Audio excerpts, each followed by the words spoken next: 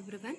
In statistical models yesterday we have seen discrete random variables, continuous random variables and cumulative distribution function. Today we'll see what do you mean by the expectation and variance. Okay, see in the name itself it is there, expectation, that is the expected value of a random variable. Means for example if you're creating a random variable, then you may be expecting which random number may come next. That is called as the expectation. Okay, it is the expected value of a random variable, and you all know x is a random variable we'll consider. So if x is the random variable, then expected value is represented as e of x, that is expected value of the random number or the random variable x for discrete and continuous variables. Whatever you take, you have to take for discrete and continuous both. Here also we are taking the expected value for both discrete and continuous variables. How you will just consider the discrete random variables? Expected value for discrete random variable is calculated as summation for all I xi into p of xi, that is the probability of the value, which means the probability of the expected value. For continuous random variables, as you know, you have to just use the integration, that is integration from minus infinity to infinity x f of x into dx. Okay, see here for both continuous and discrete random variables, means you have to just calculate the variance. What do you mean by variance? First, variance, it is a measure of how a random variable varies from its expected value. What is the meaning of that? That is, for example, I'm expecting next random number may be 2, but it is coming 2.6. And next random number I'll be expecting some 4.7, but it is coming 8.8. That is the measure of how a random variable varies from its expected value. What you are expecting and how it is varies from its expected value. That is called as the variance.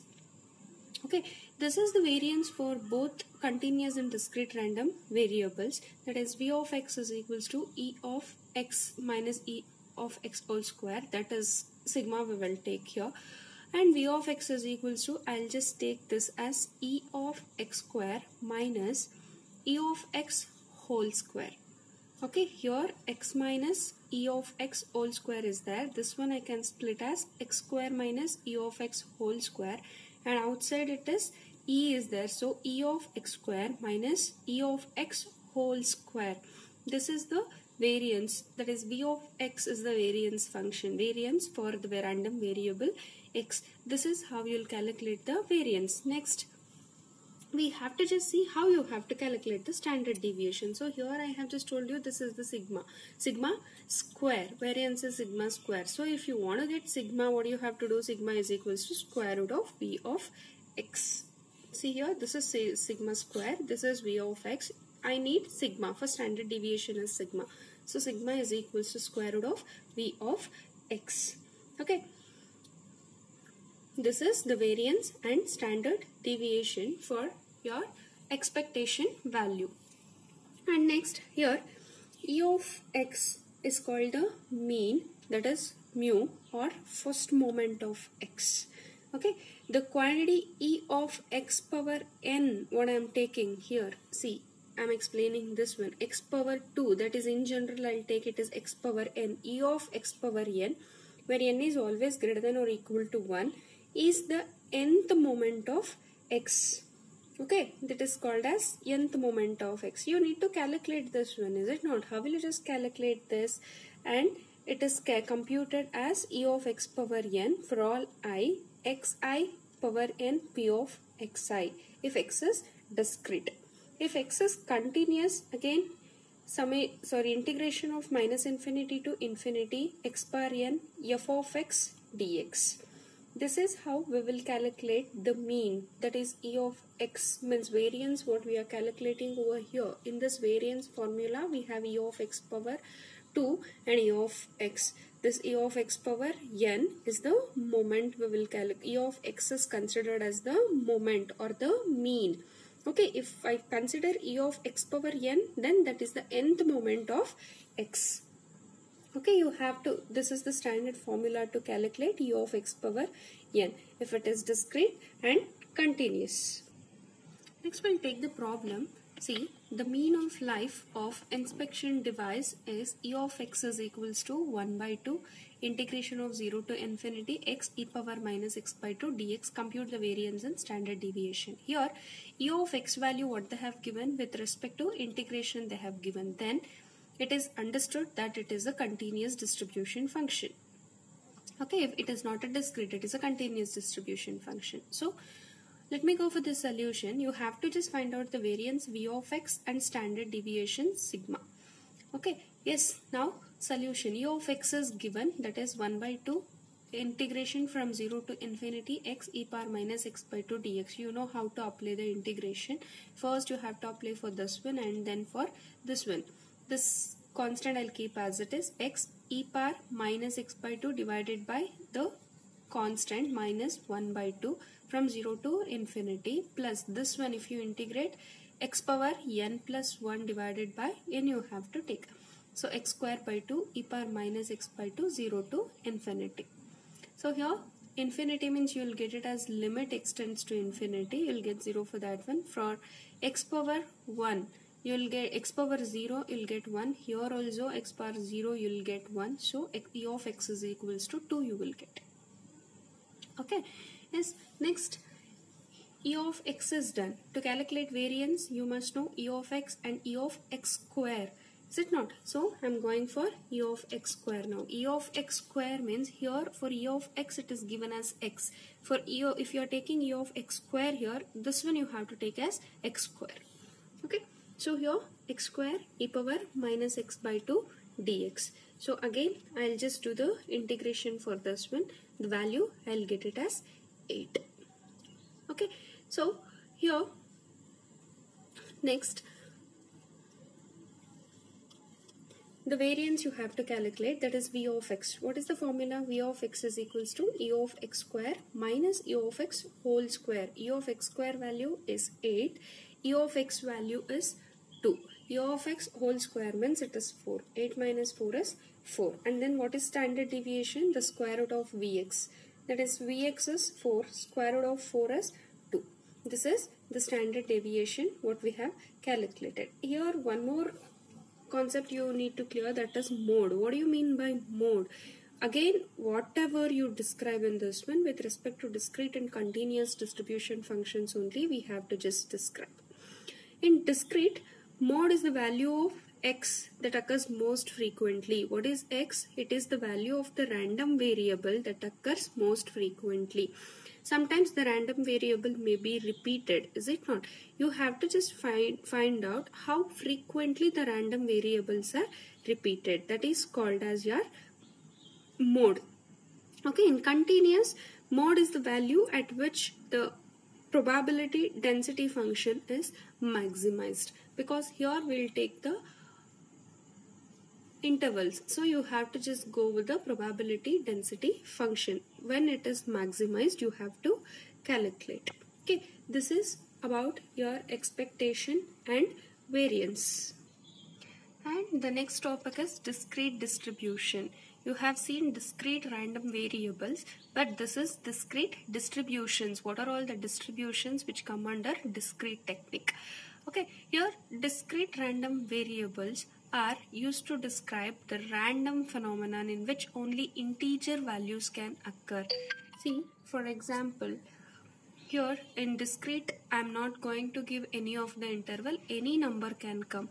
So here what it will do is, in this if you are using a discrete method, then random means for random variables, it will just describe the phenomenon of how you will get only the integer values as a random variable. That is called as your discrete distribution. The following are the discrete distributions we have. This is very, very important. Bernoulli trials and Bernoulli distribution, then binomial distribution, geometric and negative binomial distributions, and one more is Poisson's distribution. First, we'll go with Bernoulli trials and Bernoulli distribution. What is this Bernoulli trials? First, I'll go with Bernoulli trials. What do you mean by this Bernoulli trials? Here, this Bernoulli trial is an experiment with the result of success or failure. Okay, it is applied for your random variables, whether the random variables means the trial what you are experimenting with is success or failure. Okay, we can use the random variable to model this one. How? See, for example, if xj, that is random variable, j value vary from 1 to n. Okay, so xj is equals to 1 means then it is success. If xj is equals to 0, then it is a failure. For example, if the random number, the given random number is 1 means it is success. If the given random number is 0 means it is failure.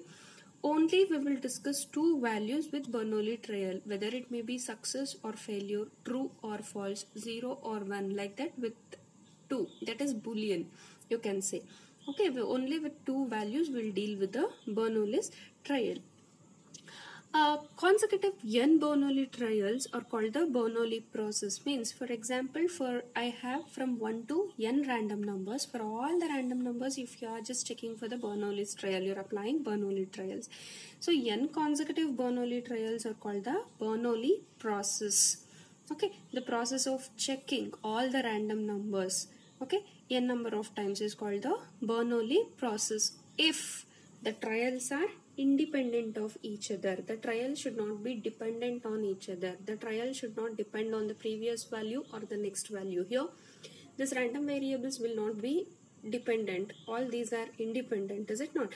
The trials are independent of each other, and each trial has only two possible outcomes. I have already told only two outcomes will be there in Bernoulli trial, that is success or failure, true or false, 0 or 1, like that. And probability of success remains constant. We'll be not knowing how many successful values will be there and how many unsuccessful values will be there, is it not? So probability of success remains always constant. You can just check, this is the probability of the constant p of x1, x2 till xn. These are all the probability of the random numbers, p1 of x1 dot p2 of x2 till pn of xn. This is the probability. Always it remains the constant. Okay. For one trial, only for one trial, I'm just giving you the equation pj of xj, that is probability of your random number. Then if xj is equals to 1, yes, it is p. Then if xj is equals to 0, xj is equals to 1 means if it is success, then it is p. If it is failure, then it is taken as q. Q is equals to 1 minus p. Okay, if both the conditions are not satisfying, if it is not a success nor a failure, then it is 0. Okay, for this also you have to just calculate the mean and the variance. Mean E of xj, okay, is equals to 0 into q, that is 0 success. If you are considering the mean, always you have to consider only the successful values, that is p into 1 is equals to p. I am taking only for one trial, so I am doing p into 1.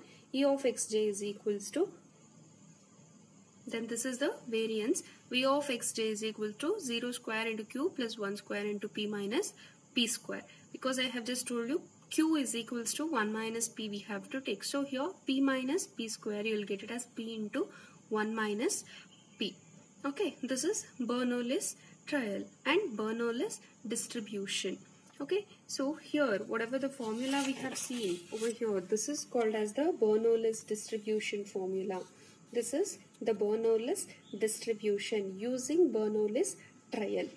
Okay, I am just using the trial, whether it is success or failure. On the basis of success or failure, I am just calculating the distribution. This complete thing is the Bernoulli's distribution using Bernoulli's trial. Okay, the next class we'll see, in the next video we'll see the binomial distribution. Okay, thank you.